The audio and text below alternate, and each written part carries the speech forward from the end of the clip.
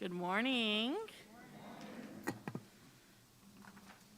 All right, I get so used to teaching with that on that I forget that taking it off, I can actually hear better. Good morning to all of you here in Holland and all of you watching us remotely this sunny Sunday, June 19th. Welcome to this worship service at the Unitarian Universalist Church of Tucson. My name is Brenda Lunt, and I am your worship associate for today. Our guest speaker this morning is PJ Dixon. PJ?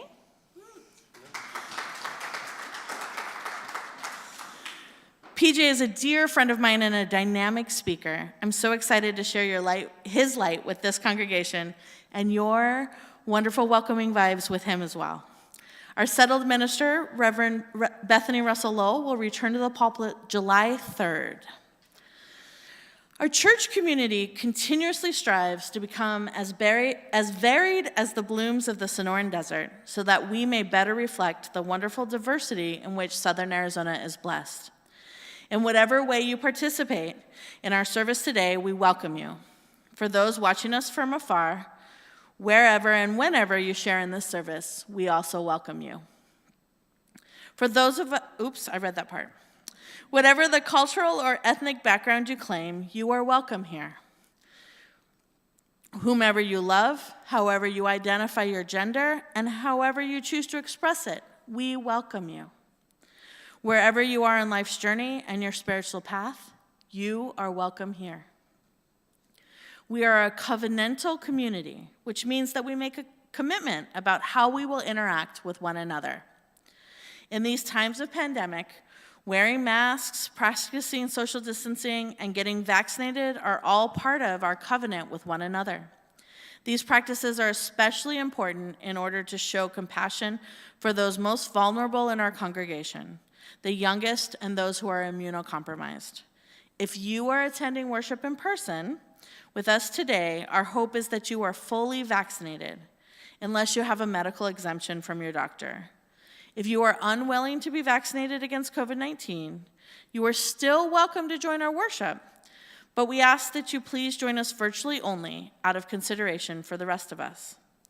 I extend a special welcome to any visitors participating remotely this morning and invite you to fill out the guest information card, which Mary Weiss will post in the YouTube chat right now. For those visitors here in person, there are clipboards with yellow paper that you can fill out in the back of the room. Join us at noon today to hear an update on the Holland project, our planned renovation of our HVAC system, the bathrooms, and a ramp up to our chancel here in Holland. Our architect, Bob Vint, will be joining us and looks forward to your questions. We will meet here in person in Holland and on Zoom. Look for the link in this morning's email. In terms of other announcements, I hear the AC is not working in Goddard, so our coffee hour people will bring our snacks to us here as well. So if you want to join us for a coffee hour, stay here, and then we'll roll into that meeting at noon. We are very fortunate to have Freddie Vasquez with us today as our guest musician.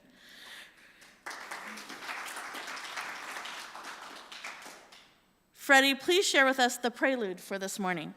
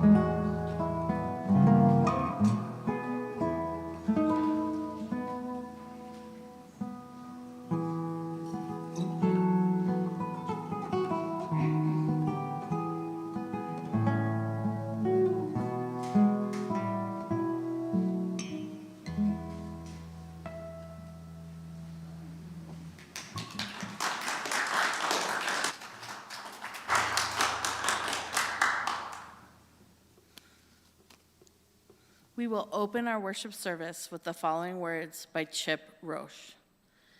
Deeper than DNA, more fundamental than molecules or quarks, at our living core, we are wholeness and transfiguring love.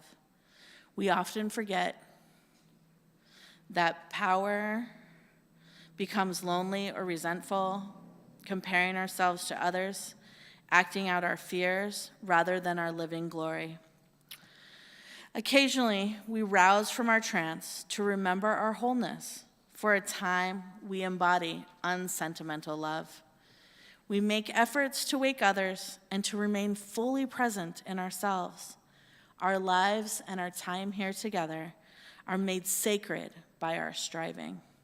For the next 60 minutes and for the rest of our lives, may we be more aware of the spirit of life evolving through and among us. So may we be. Come, let us worship together. Will everyone please join me in our chalice lighting words by Eric Heller Wagner. Blessed is the fire that burns deep in the soul. It is the flame of the human spirit touched into being by the mystery of life. It is the fire of reason, the fire of compassion, the fire of community, the fire of justice, the fire of faith. It is the fire of love burning deep in the human heart, the divine glow in everyday life. Now, if you have a chalice or a candle at home, please light it now as we light our chalice here in Holland.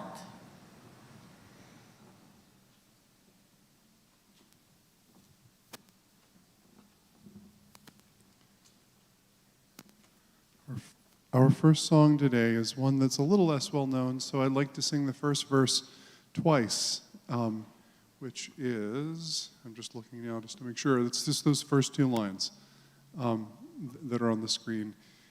So let's sing it through, and as you are willing, if you are able to rise in spirit or body, please do.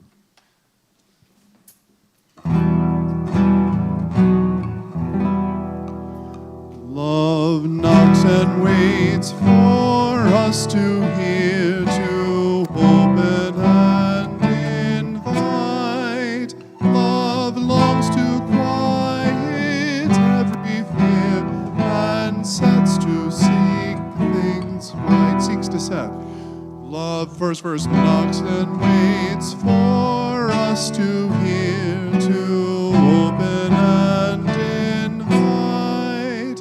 Love longs to quiet every fear and seeks to set things right. Love offers life in spite of foes who threaten and condemn. Embracing enemies, love goes the second mile with them. Love comes to heal the broken heart, to ease the troubled mind. Without a word, love bids us start to ask and seek and find. Love knocks and enters at the sound of welcome from within. Love sings and dances all around and feels new life begin.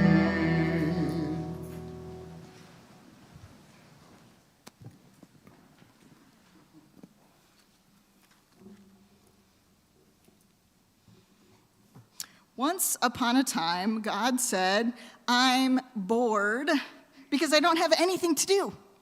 I want to play with my friends. And because God is God, as soon as the words were spoken, God's friends were there. When God saw them all gathered, God said, I've been bored because I haven't had anything to do. Let's play something. Good idea, said God's friends. What shall we play? Maybe tag? Maybe I know. Let's play hide and seek. The friends all said, yay! They knew that hide and seek with God was always exciting and different because God was the one that hid, and God hid in some pretty good places. God's friends closed their eyes tight, counted to 10. When they opened their eyes, God wasn't there anymore. So they all went off looking. One friend decided to look close down to the earth and soon came to a meadow. As he was searching, he stopped for a minute to admire the tender new sprouts of green grass pushing their way up towards the sun. As he bent to look more closely at the tender green, he realized there was something special and amazing and wonderful about it. So he jumped up and ran back to home base. I found it. God is green and growing. I found God in the grass. Another of God's friends decided to look for God in the night. She watched the sun go down, saw the beautiful sunset, heard the workaday noises stop, and saw the lights of the house lights go out. As it got darker and darker and more peaceful, the night wrapped itself around her. She listened very hard, and then she realized there was something special and amazing and wonderful about it. Then she was so still, she could hear nothing at all. And suddenly she jumped up and ran back to home base and said, I found it. God is in the night. A third friend looked on the earth and felt mystery of the grass growing towards the sun. He stayed and watched the night come on too. He felt the mystery of the darkness and the stars, and he thought to himself, these mysteries are special and amazing and wonderful. But when he finally came back to home base, he said, I found wonderful mysteries, but I'm not sure I want to call them God. The fourth friend decided to look for God where the people were. He joined a group of people going home from work and went with them to the store where they bought food. He went with them back on the street as they started for their homes. He was with them when someone came up and said, please, I am very hungry. Can you share a little food with me? The people readily agreed, and he watched them share. He realized there was something special and amazing and wonderful about those people. He turned and ran to home base calling, I found God. God is love and sharing. I found God in people who care for others. Finally, two more of God's friends, a boy and a girl, decided to look for God together. After a time, they came to a house and decided to look for God in the house. In the house, they saw a room, and they looked for God in that room. In the room, they saw a mirror. They looked for God in the mirror. As they looked into the mirror, they realized there was something special and amazing and wonderful being reflected in it. So, of course, they turned around and ran for home base, calling, we found God in us. At this, God appeared again, of course, and said, I had so much fun. Weren't those good hiding places? Some of you found me. Others weren't sure. Others are still looking, and that's okay, because the most important thing is just to play the game. Let's do it again, how about? I'm sure I can think of some other wonderful hiding places. And they all called out, Ollie, Ollie, oxen free, and the game started all over again.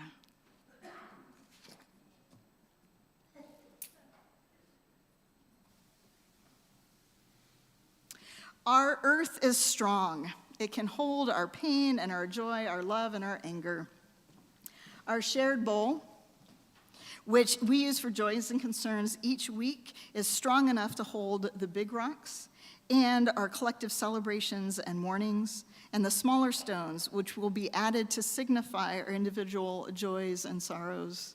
Some of us today are celebrating a holiday for the fathers and the father figures we love, and I share joy for my fathers and father figures.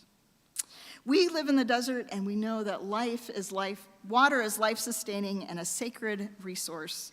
Let's remember those who are walking through our desert right now without access to life-saving water.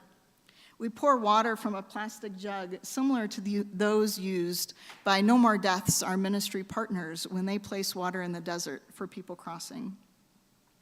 If you have a joy or sorrow to share, today we'll be using Mentimeter again, and I invite you to go to the website and use the code 10881383 to share a joy, a sorrow, or other feeling that is on your heart or mind today.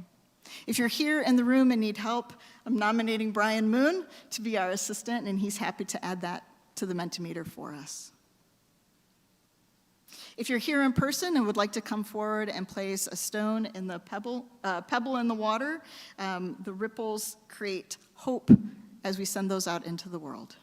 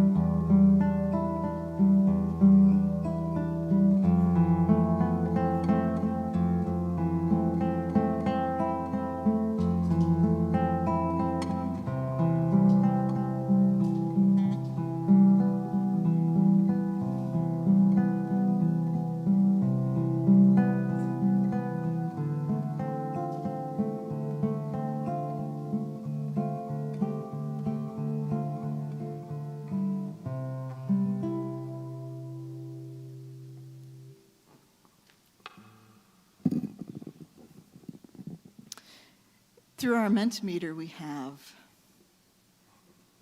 prayers for Rick and Susie. I'm mourning the loss of my father's child anew today, my child's father anew today. I'm afraid about the rising COVID case numbers. I'm grateful my child has so many safe, loving spaces to go during summer vacation. Amen. I lost a job and I'm worried about finding another one. Joy be with others today. Holding remembrance in my heart on the celebration of Juneteenth, may we all work to get all of us free. For these things named and unnamed, we rest in your love.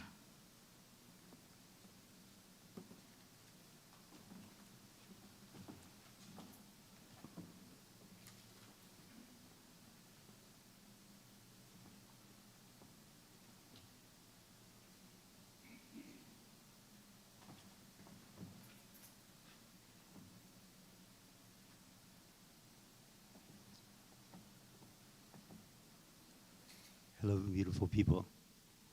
Join me, please, in this prayer by Thich Nhat Hanh, Vietnamese Buddhist. People usually consider walking on water or in thin air a miracle. But I think the real miracle is not to walk either on water or in thin air, but to walk on the earth. Every day we are engaged in a miracle which we don't even recognize, a blue sky, a white cloud, green leaves, the black, curious eyes of a child, our own two eyes. All of this is a miracle.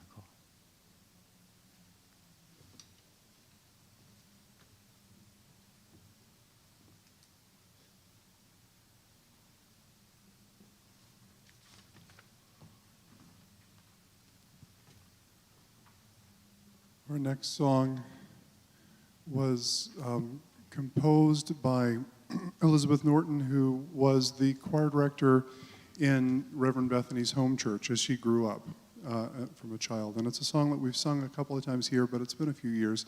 So I'd like to sing through it twice and jump in when you catch the tune. The only thing that changes is the pronouns from the first verse to the second verse. So we'll sing it both times. There is a love holding me. There is a love holding all that I love. There is a love holding all. I rest in this love. There is a love holding us. There is a love holding all that we love. There is a love holding all. We rest in this love. From the top again. There is a love holding me. There is a love holding all that I love. There is a love holding all. I rest in this love. There is a love holding us. There is a love holding all that we love. There is a love holding all. We rest in this love.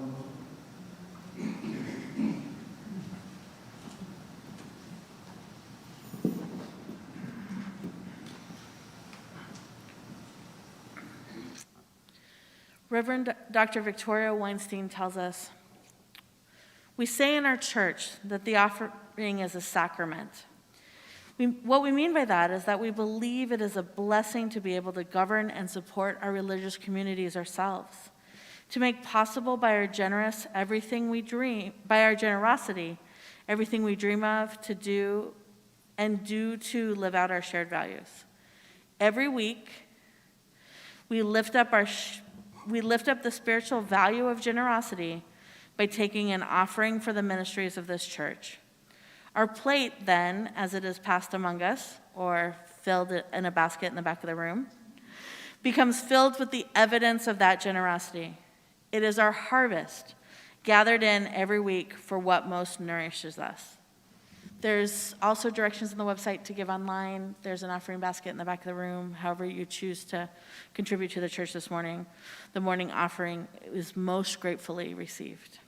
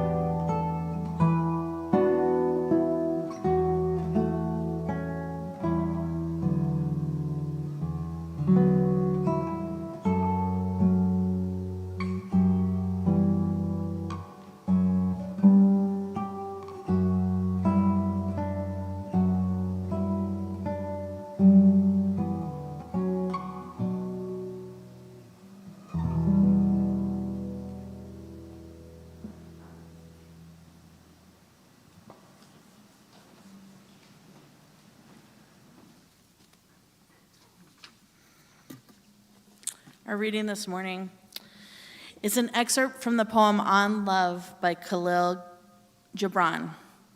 He writes, "Love gives not but itself, and takes not but from itself. Love possesses, nor would it be possessed. For love is sufficient unto love. When you love, you should not say, 'God is in my heart,' but rather, 'I am in the heart of God.' And think not that you can direct the course of love, for love, if it finds you worthy, directs your course. Love has no other desire but to fulfill itself. But if you love and must needs have desires, let these be your desires, to melt and be like a running brook that sings its melody to the light, to know the pain of too much tenderness, to be wounded by your own understanding of love, and to bleed willingly and joyfully, to wake at dawn with a winged heart and give thanks for another day of loving, to rest at the noon hour and meditate love's ecstasy, to return home at eveningtide with gratitude, and to sleep with a prayer for the beloved in your heart and a song of praise on your lips."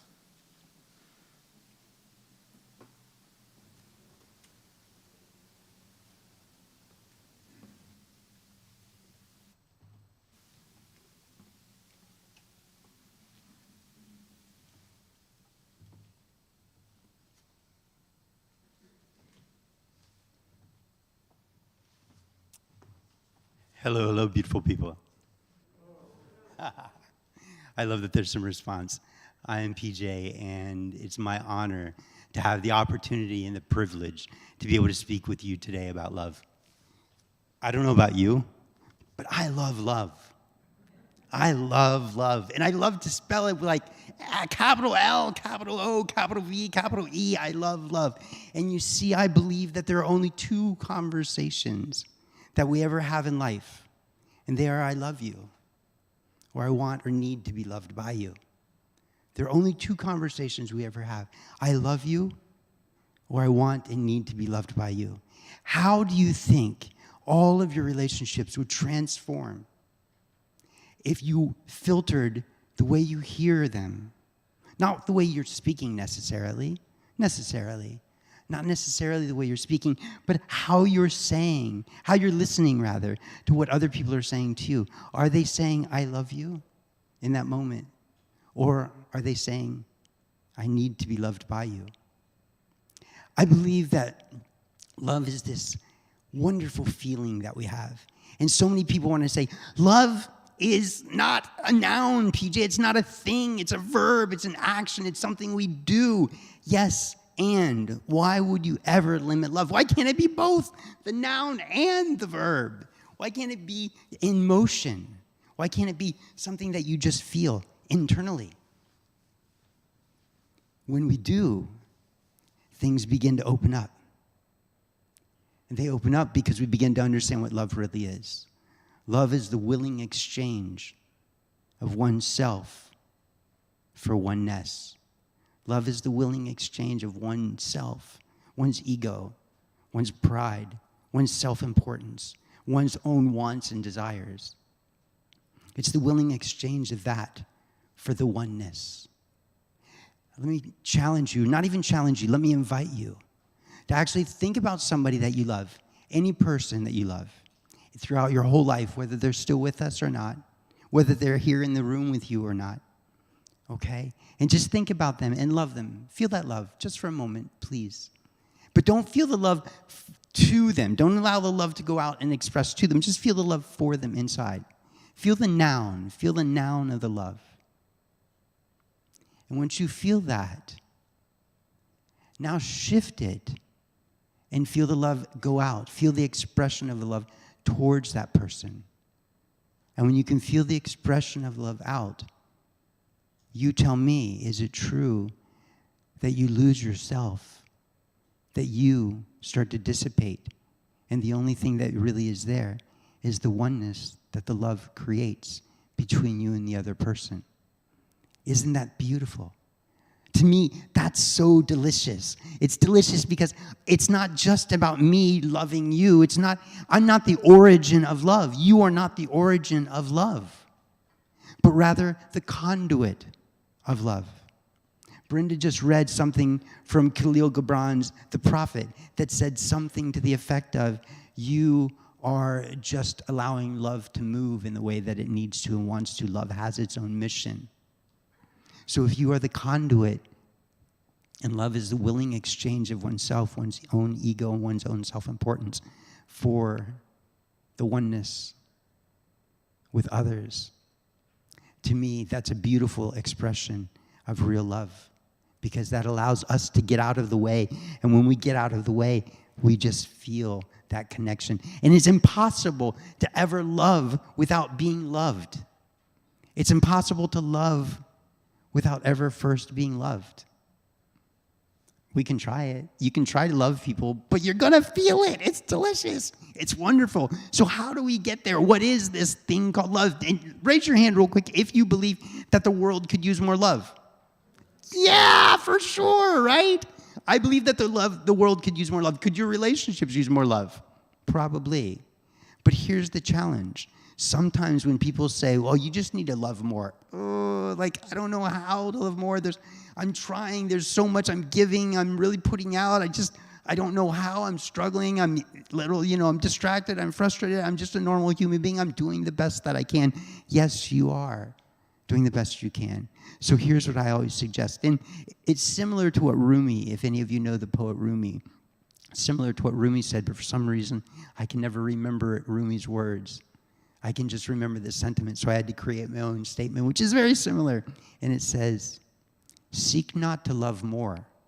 Wait a minute. That little dude in the wheelchair just said, we got to love more. We all raised our hands and said more love is important. But I say, seek not to love more, but instead to remove the obstacles separating you from love. Remove the anger, the sadness, the hurt, the fear, the worry, the doubt, the blame. Because when we let those go, if I lift and release the fear, if I release the anger, if I release the hurt, if I release the embarrassment, I start to feel better. I feel lighter. And the more I let go of, the lighter I feel. And the more light I feel, the more open I get. And the more open I get, the more love can flow through. It's a process. And what is that process back to love? I believe it's 5 simple steps. And we don't have to do them. We just can experience them. The first one is be aware. Step number 1 is awareness. The key to all transformation is awareness. The very first step, the beginning of all transformation, is awareness. This is not awareness of each other. This is not awareness of the outside world. This is not awareness of even somebody who might be on the street suffering and struggling. This is internal awareness. How are you feeling right now? Because if you want to seek not to love more, but instead to remove the obstacles, we want to identify the obstacles that are in you first. And so when you do that, you become aware. All of a sudden you go, oh, I feel it. I don't like this feeling. I feel frustrated. I feel irritated. I feel disappointed. I feel sad. I feel scared. I feel worry. Any of these kinds of things that are keeping you from love. And so the next step, how many of you have ever, raised your hand, if you've ever heard, maybe said, have you ever heard anybody say to you, you just need to let it go? Yeah, but I'm upset. I'm frustrated. Look, girl, if it was me, I would just let that go, right? Right, I see some of your heads doing this. Doesn't it create frustration, right? I can't let it go. I don't know how to let it go. I feel attached to it. And in Buddhism, Buddha said, all life is suffering. However, there's a way to escape that suffering. Suffering is caused by attachment. And when you release the attachment, all of a sudden there's a sense of freedom that occurs, right? But how do you let go? How do you let go when your instinct, your natural inclination inside of your unconscious mind is to tense up and to hold tight and to protect yourself? Because if somebody has hurt you or offended you, you put on that armor. And you may not do it on purpose. You may not even know that it happens. But somebody says something and all of a sudden you tense up and you close up and you close off from them. And when you do, you put on the breastplate to protect your heart. You pick up the shield to keep them at bay. You put on the helmet because you certainly don't want to hear anything else about what they're saying about you, right? You don't want any more of their negativity coming into your brain. And you might even pick up that sword so you can fight or bite back. But you don't do this. This isn't necessarily something you're doing. This is what your unconscious mind does to naturally protect you. So instead of me coming here to say, let go, let's just put the frustration, the anger, the irritation, the embarrassment, the sadness, let's put it on a shelf behind you. Just think about putting it on a shelf behind you, and we'll come back to that. We can let it go later. We can worry about it later. Just put it behind you in your mind. And instead, I would invite you to spiritually and with a certain sacredness, just open up. Can you feel that opening? And how do you open up? The first thing you have to do is release the resistance or relax. And the beautiful part about that is the moment that if I'm holding tight to something on my hand, I'm like, I have to hold this. I'm not willing to let it go. I have to hold tight to this because the tighter that I hold to this, the more control I have of the situation. So if I need to let something go because holding on to it, like playing tug of war, I'm getting pulled through the muck and the mire and the mud, and I'm burning my hands with the rope. The first process is to release the resistance, to just relax. And then your hand begins to open up, and your heart begins to open up, and you naturally let go of that which was tossing you around and causing you pain and suffering. And think about this. If you start to release the resistance and you relax and you start to open up, the sword that fights and bites back falls to the ground. And if you open up your arms, just like you were going to open up to receive a hug from your most beautiful grandchildren, right? And you open up your arms, all of a sudden the shield isn't helping you, protecting you from other people, keeping them at bay, keeping you safe behind your shield from people that are trying to hurt you, right? Instead, you open up and you go, oh, the shield is not helping anymore, so I might as well just let it go and put it down. And then you realize, I don't like all these crazy thoughts that are in my head, though, PJ. I want to get rid of these crazy thoughts. They're in your head bouncing around because you put the helmet on. And when you put the helmet on, they're bouncing around, bing, bing, bing, bing, bing, inside of the helmet. So when you take the helmet off, all of a sudden, those crazy thoughts disappear, and you can have a new perspective. You can see new possibility. You can hear more clearly. You can hear things that you couldn't hear before.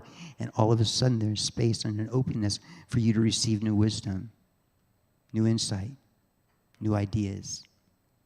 And then, if you really feel that tension that happens in your chest, that moment somebody starts to speak ill or bad of you or of somebody else, and the tension starts, that's the breastplate that's trying to protect you.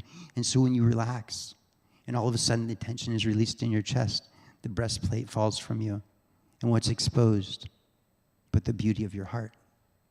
And what happens next, stage 3, is all of a sudden, when we let that go, when we open up so that we can let go, all of a sudden there's a naturalness and an ability to forgive without even trying, because all we did is practice the sacred act of opening up. And so stage 3 is all of a sudden there is this awareness again. But PJ, I thought awareness was stage 1. How can it also be stage 3? Awareness in stage 1 was the awareness internally. This is now the awareness of other people, other things, the beauty around you, the opportunity for you to see things that maybe you were missing before because you were so stuck in your head, worried about the suffering and the struggling that you're going through, instead of really focusing on what's most important to you, which is love. And when you do that, when all of a sudden you're aware, then you shift into the sense of appreciation. And this is stage number 4, which rapidly goes into stage number 5. Stage 4 is appreciation, and appreciation comes from the word appreciate, and the word appreciate originates from the word to appraise something or set a value for it. So all of a sudden we start looking at things and we go, what do I really appreciate here? What do I like? What do I not like? What do I want more of? Because that was delicious and amazing and super fun. What doesn't taste good, doesn't feel good, that I want to set down? And we want to be careful here because there can be a trap. The trap can be that we fall over to one side and all we focus on is the negative and the disdain and the frustration and the irritation, the anger. But instead, what if we shift over and we focus on the things that we appreciate in a delicious way, that we really like, that makes sense to us? And when we do that, we fill up with so much appreciation that fills us up and spills out, becomes gratitude.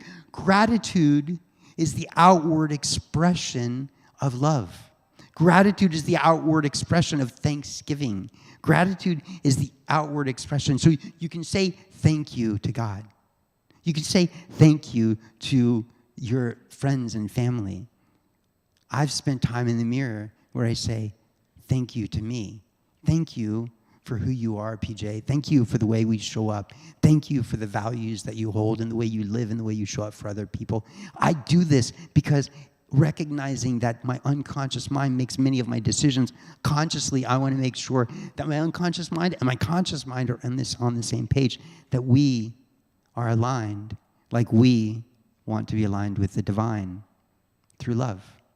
And so in gratitude, the moment you are in gratitude, if all of you can just for a moment feel a sense of gratitude, just for a moment, feel that gratitude for a friend, a family member, the fact that you have eyes to see and a heart to appreciate beauty, gratitude for the sound of your grandchildren's laughter, gratitude for your favorite food.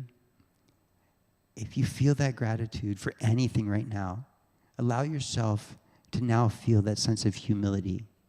And humility might make you feel small, but not in a bad way, in a beautiful way. And the moment you feel humility, humility is the secret door to love. It's the secret door to love. You can feel grateful and gratitude all day, and it's amazing, but you may not necessarily feel love. It's the humility that's the secret door that lets you in. As soon as you open the door, it's like this cool breeze, this refreshing breeze comes through, and it comes through, and that's love. And it's cyclical. The more you love, the more you're aware. And the more you're able to open up and let go and forgive. And the more you're able to open up and let go and forgive, the more aware you are of everybody else around you and the tenderness that exists between you and the beauty of them. And more you appreciate. And when you're in love, not necessarily romantic love, just in love, the things that you appreciate, the things that you might normally not like, you still feel a different sense of appreciation for them. There's not the resistance to them. There's just the gratitude for them. So appreciation shifts to gratitude so beautifully and so quickly. Now, listen, I want to talk just briefly about 3 myths about love, because these are important, okay? The first one talks about God is love. We've heard this all the time, right? God is love. We even heard it earlier when Jamili was saying that God is love. And I would say that maybe if we say God is love, that might be limiting God. The Tao in the Tao Te Ching says that which can be named is not the eternal, and that which is eternal cannot be named.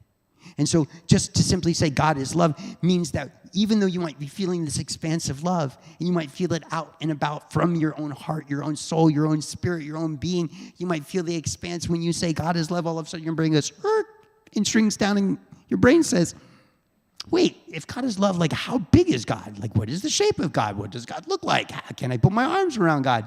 All of a sudden, it shrinks God down. So one of my spiritual teachers says, when they said, is God love? He said like this, he said, Love is the fragrance that emanates from the divine. Ooh, that is delicious. Let me say it again. Love is the fragrance that emanates from the divine. This implies that God is so beautiful, that the natural perfume that comes from God is love. This is what comes from God. It might be more accurate to say instead of God is love, it might be more accurate to say love is God. Love is all God, but love is not all of God. Because God is in all things, the grass and the trees, and in you and me. It's not limited just by saying God is love. The next one I think is important because there's a concern for shame. How many of you have ever heard somebody say, well, listen, how in the world can you be expected to love somebody if you don't love yourself? Eek, it's so hard to love myself. Like, there's so much judgment. I have to concern myself about what other people think and say and feel. I feel all of this judgment. I'm not so sure that that I feel comfortable with that. How in the world can I love somebody else if I don't love myself? I'm struggling so much to love myself. This creates agony, and the root of the word agony, agon, means to be at war with. So when we say this, we cause or encourage someone to be at war with themselves. We're not actually making things better.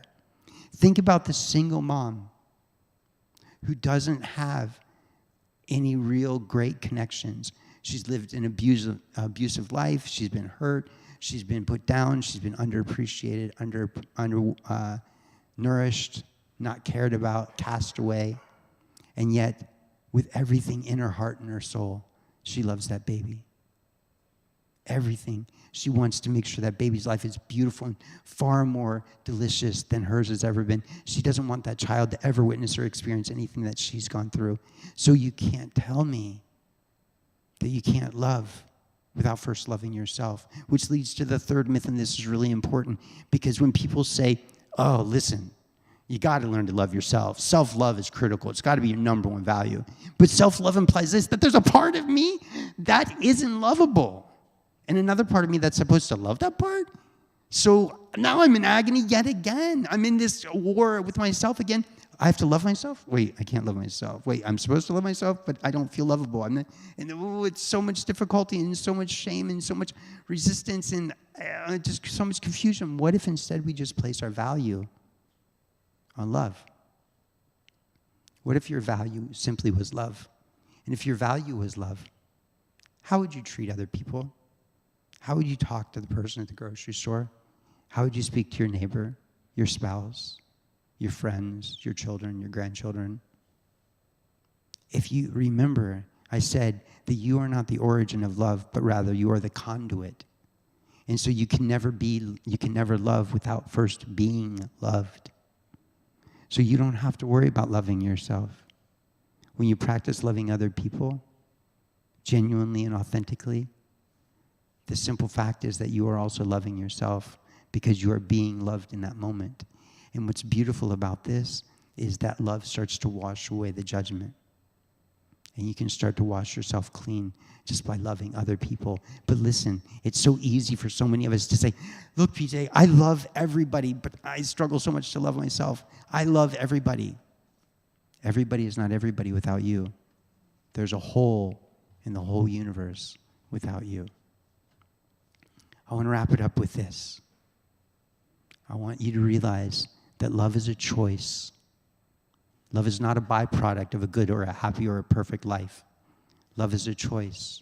And the fast track to that choice is just simply opening up, practicing the sacred act of opening up, not letting go, not even awareness, because awareness will spark, all of a sudden you'll feel happy or you'll feel sad or you'll feel curious or you'll feel frustrated or you'll feel disappointed. The awareness will just arise unless you consciously practice it. But what you want to practice is opening up, because opening up is the sacred act of recognizing the emptiness and the everythingness and the unity and oneness of all things. Love is oneness. There is no separation. So I leave you with this one thought. Again, seek not to love more, my beautiful friends. Seek not to love more, but instead to remove the obstacles separating you from love. Thank you.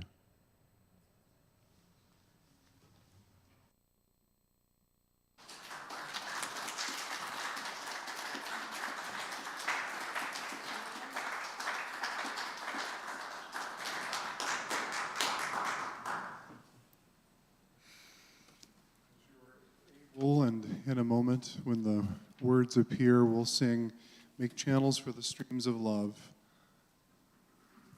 I was hoping the words would appear. Here they are. Hey, okay. Rise in body or spirit as you choose, and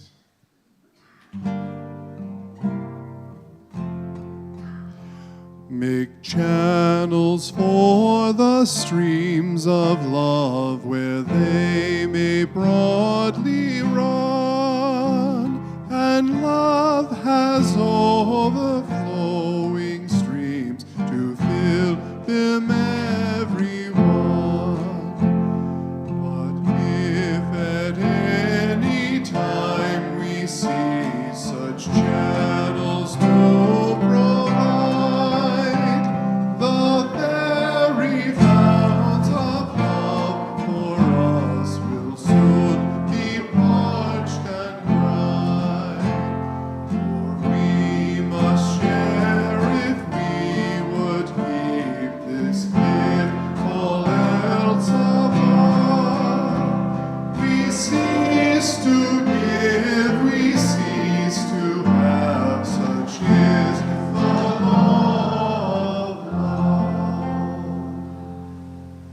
Please be seated.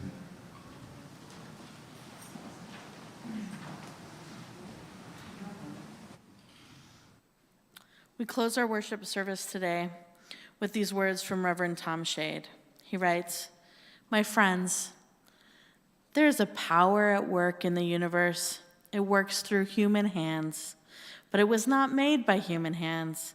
It is a creative, sustaining, and transforming power, and we can trust that power with our lives and with our churches. It will sustain us whenever we take a stand on the side of love, whenever we take a stand for peace, for justice, whenever we take a risk.